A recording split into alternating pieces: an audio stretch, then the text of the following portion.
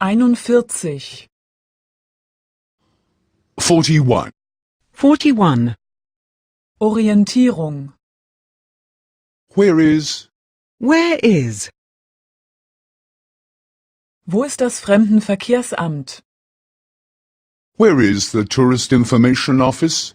Where is the Tourist Information Office?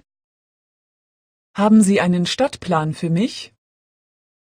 Do you have a city map for me? Do you have a city map for me?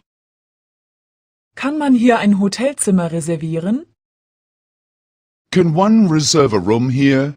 Can one reserve a room here? Wo ist die Altstadt? Where is the old city? Where is the old city? Wo ist der Dom? Where is the cathedral? Where is the cathedral? Wo ist das Museum? Where is the museum? Where is the museum? Wo gibt es Briefmarken zu kaufen? Where can one buy stamps? Where can one buy stamps? Wo gibt es Blumen zu kaufen?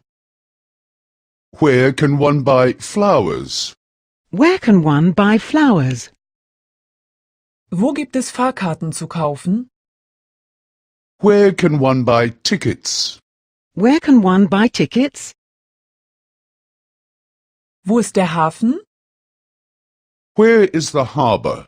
Where is the harbour? Wo ist der Markt? Where is the market? Where is the market? Wo ist das Schloss? Where is the castle? Where is the castle? Wann beginnt die Führung? When does the tour begin?